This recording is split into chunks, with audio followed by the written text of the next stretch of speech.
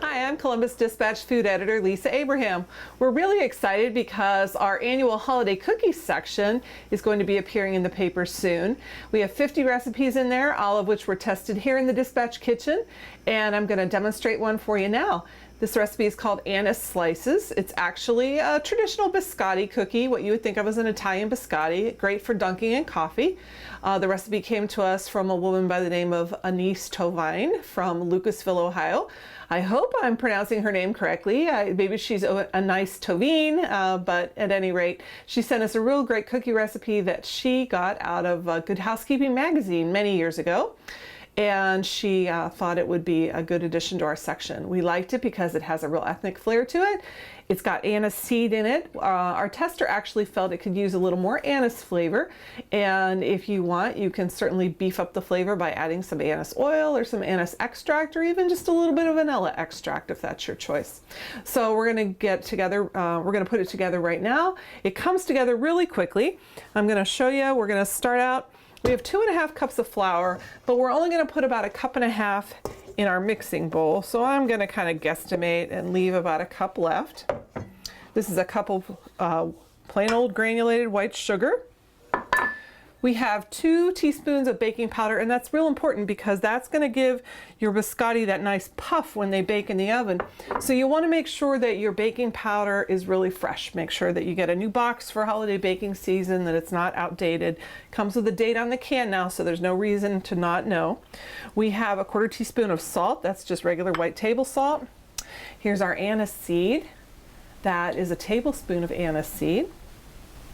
In that goes. And we're just going to give this a little quick turnaround to kind of mix up all of our dry ingredients. So that's on speed number 2. If you've got a stand mixer, that would be considered low. Now we've got some butter, unsalted butter, and we're using half a stick, which is 1/4 cup. And I chopped that up into just some nice little chunks. And then we've got 3 eggs. Large eggs. People often ask me what size eggs. Whenever you're baking, every recipe is formulated for large eggs. So that's something to keep in mind. Now we're going to give this another go around, and we're going to start it on low, and then we're going to work up to medium. And once we get it going, then we're going to add in the rest of our cup of flour. All right, now we're just going to turn that off. And as you can see, it's a nice soft dough. It almost feels like kind of like Play-Doh, even a little softer really. So there's our ball of dough. Now we're going to put that in a bowl, and we're going to put our ball in a bowl, and we're going to wrap that in some saran wrap or plastic wrap, and we're going to put that in the refrigerator for about an hour. So here's our dough. It's been chilling for about an hour. Got our board. We got a little flour on it. You can smell the anise seed. You know, anise, people either love it or hate it. I'm an anise lover. I also like licorice, but a lot of people don't. But that's okay, you can leave the anise seed out, and like I said, you can flavor this with vanilla. You could do almond, you could do some crushed almonds in here instead of the anise seed. And we're gonna take and divide our dough in half. Then we're gonna take our dough and we're gonna roll it. It gets a little sticky, so make sure your hands are well floured.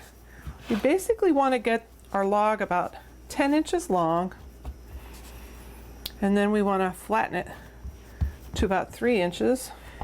So just play with it until you have a nice shape. You want it to be pretty smooth on top. It's kind of like making a meatloaf. You know, you keep kind of pushing it and patting it. So here we have our 2 loaves, about 10 inches by 3 inches, and now they're going to go in the oven for 20 minutes at 375.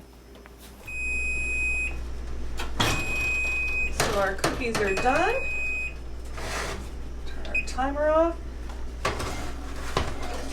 There you go.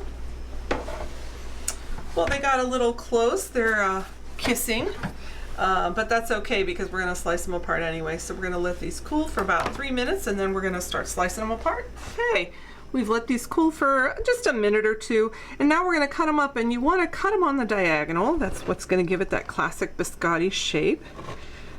So we're using a pretty sharp knife. I'm going to try and get them even. I'm going to eyeball them as best I can. Now we're going to take these slices. I have a second grease sheet here, and we're gonna lift them up, and we're gonna put them on their side because essentially these are going back into the oven to get toasted. We're going to try and do these about 3/4 of an inch thick. And we're probably going to get about 10 or 12 out of each loaf here. So roughly 2 dozen. You can make them a little smaller. But we talked about our baking powder. You see how puffy they got, and you see they even got a little wider. We measured them 3 inches before we put them in the oven, and they're easily like about 4.5 inches wide now. There we go. You see we filled up about 2 sheets, so you're going to need a second baking sheet for these. And they're going back into the oven. And they're going back in at 375 for about 5 minutes till they're nice and toasted.